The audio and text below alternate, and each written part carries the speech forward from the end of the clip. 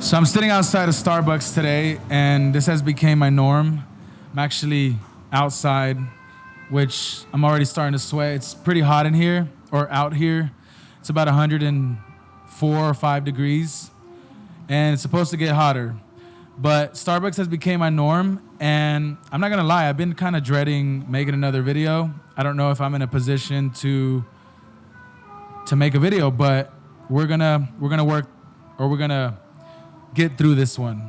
But I'm learning that not everything's supposed to be perfect. As a person that likes to create videos, I have a certain way that I want things to go, but some things are out of my control, and there's not necessarily importance to what this intro is about. So let me just jump straight into the 3 things that I guess we've learned since we've been in this distance.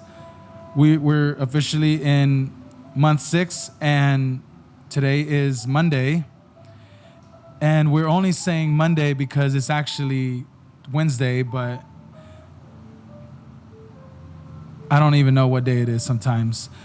But yeah, it's a perfect day to talk about 3 things that we've learned from this distance. If you're new here, we are spending a year separated from each other. There's other videos if you want to take a look at those. I don't want to talk about that on this one, but yeah, Britt. So let's just go straight into those 3 things. Let's do it. What are we learning from these 6 months of missing each other and being separated? Yeah, absolutely. First of all, thank God it's been 6 months. They have passed by, and I cannot be more grateful for that. And that means we're only getting closer to seeing each other. I'm so excited. Love you, boo. You're the best. Okay, first and foremost, before I jump into it, let's give a round of applause. 1 to Jesus, and 2 to Alfredo.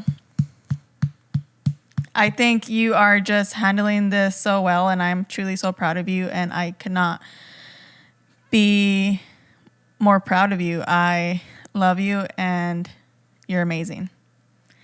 But yes, let's jump back in. I did write like a big old list, but again, it's only 3 things, but me, I always tend to write more. I first want to start off with the main thing that I've learned in this 6 months, and for sure for the remaining 6 months, has been effective communication. Would you agree on that? Effective communication? Yes. Yes. I think we've always been pretty good at communicating. Yeah, well, it's I think just now a little bit more challenging. Yeah, for sure. I think you've been always great at communicating. For me personally, I feel like I've had to step out more and to be more vocal about what I need from you, either whether it's support, whether it's something to do with business, whether it's something to do with our dogs, a house, a family. I've definitely had to be more vocal about my needs, what I want, and all that. So definitely. Do you think there's such thing as over communicating? Like, is there a balance, or is there a limit? I don't think so. I don't think over communicating is a thing in a marriage, in a relationship. I think it's great to over communicate. So like your partner knows what's going on. Elaborate. Elaborate. Like, because you don't want to also feel like, we're constantly, I guess it depends what we're communicating, right? It's not like hey babe, I ate eggs with beans this morning. Hey, I'm eating now this, or hey, I'm taking a walk. Like, what do you mean by communicating? Well, literally everything that you just said. Whether it's, hey babe, I'm happy, because we do work together still, even at a distance. We've been having to manage that. So I'm like, hey babe, taking a break right now. Whereas to when you were here, I probably would still say that, but not so frequently, because sometimes in my mind, I'm like, oh, well, Alfredo knows what I'm doing in my head, but sometimes you don't. I've had to be like, hey, babe, I'm going to take a break, or hey, babe, I'm going for a walk. More so I do that for safety when I'm like, hey, babe, going this way, going for a walk, walking the girls, doing a workout, whatever, you know? Yeah, for sure. I mean, even when I first start, I'm kind of getting the hang of my rhythm here, but yeah, there's certain areas where I send my location. Not that you would be able to teleport towards me, but it's still good to know where I was last at, or just certain situations where I'm like, hey, yeah, no, you're right. I think though, kind of going into the second thing we were learning, when you tell me that you don't feel strong or that you miss me, just like myself, if I tell you those same things, I'm learning to I keep looking this way because there's a lot going on and it's kind of challenging for me, but I'm gonna try to stay locked in this conversation. But it's Mexico, there's always something going on. But where I was going with this is that when you communicate to me that you feel sad or you miss me or you're having one of those days, I'm learning that, we used to say, well, if you're happy, I'm happy.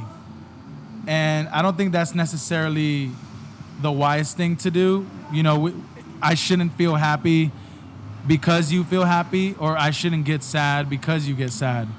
So the other day when you told me that you miss me, I just had to accept that for what it is and not necessarily guilt trip myself for that emotion that you feel. Because at the end of the day, communication is key. You're simply telling me that you wish you were with me. And though I feel the same way, but in that moment, that's not how I felt. But sometimes we can be too codependent, and that's something that we're learning how to detach. But I guess going to that second thing that we're learning as a couple is that some things are really out of my control, and I have to accept what it is. You simply miss me, and if I'm feeling great at that moment, I should stay in that place and not just bring myself. I should be able to go down and help you kind of come back out of that and just bring you more, motivation. Like, hey, you got this, or look, we made it another day, and I'm proud of you. Words of affirmation. Wow, that's actually a really good point, because that's something that maybe we didn't realize that could be unhealthy. When you were over here, yeah, we were codependent in a lot of ways, and even in our emotions. Like if you were sad, I would also feel sad, maybe, and vice versa. And that's a really good point, and I think it's such a healthy thing to, this distance has taught us to personal growth in that area, which will better us in our marriage. And I think it's a beautiful thing when, when I say I miss you, I'm having a rough day today. You don't necessarily have to, you meet me there, but you meet me to encourage me, to bring me up here, And it goes back to our happiness doesn't come from each other. Our happiness comes from God. Our joy comes from God. And when we come together and that happens, I think it's a beautiful thing. We could lift one another up. When you're down, okay, I can meet you there, and I'll be like, come on, Fredo, like, you got this. You could do it. Don't stay there. God had to wreck my plans so I wouldn't, ¿cómo dije? Yeah, God had to wreck your plans so your plans wouldn't wreck you. There you go. Yeah. And it's very, very, very evident. And he had to slow me down. And I felt like maybe last year, 2 years, I felt like I was on a hamster wheel, just going and going, and I just wasn't getting anywhere. Yeah. And it's just crazy to think now that I'm away from home, I mean, it almost feels like God took everything away from me besides my laptop. But it's like Funny, not funny. everything, not that the laptop has importance, but it does when it comes to your job, I guess. But outside of like job, just purpose, like I feel like he took everything away from me so he could put me in a position where it's like it's just you and I right now. And where was I going with this? Yeah, as far as like business right now, everything is going better than when I was there. And that's kind of hard for me to accept because I tried so hard to make and I think whether I was there or here, it's always been going great, thankfully. Like the important thing is that we're going up versus staying down, even though sometimes you feel like you're stagnant. Right. But yeah, I guess this part is not even that important. It's more job related stuff. I don't really want to get into that. You said that you feel like the business is going better now than when you were here? I feel like it, or at least there's more stretching being involved. There's like bigger jobs happening versus just having like a bunch of smaller shoots. Yeah. I think that goes back to God having the control of everything. You know, when, obviously when you were here, like you would think we would be at our best because you feel like you're in control of your business, setting up business meetings, you name it. And then God's just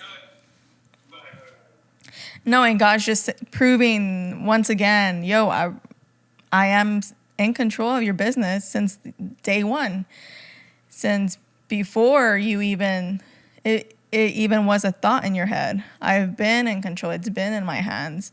It's where it's at because of me and not because of y'all, Yeah, it's like, chill, bro. It's gonna work out no matter what you do. And it's bigger than you. Like, you're thinking so small, thinking that if you're not there, it's not gonna be in control. Like, I'm the one that controls this.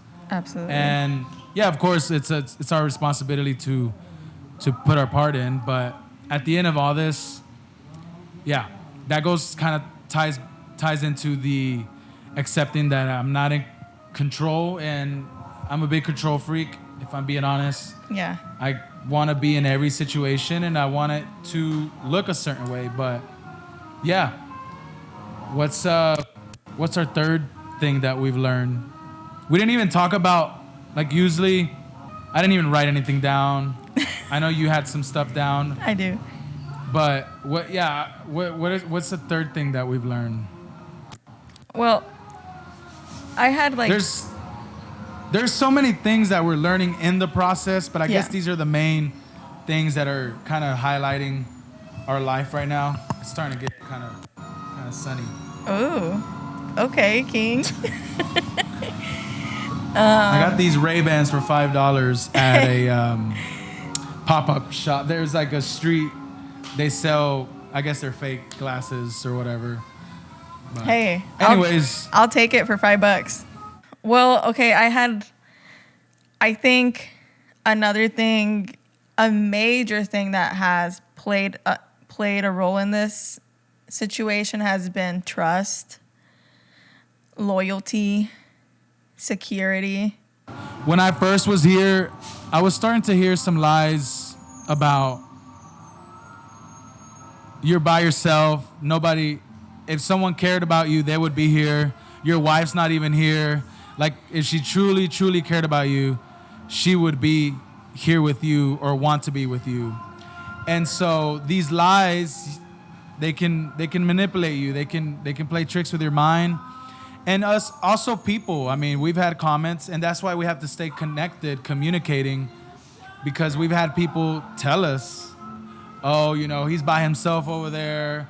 Be careful. He can find someone. You can find someone over there. It's the same thing. It's like, just because I'm going to a different country, it's like, at the end of the day, I'm a family man, so I'm around family. I'm not around partying. I don't drink. I don't go out late at night.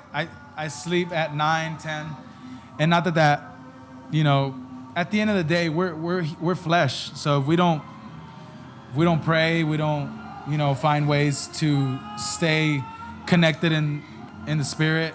I think yeah, anything is possible. Just because I'm here explaining how like I'm good, I'm secure. I won't struggle with temptation. It can always happen.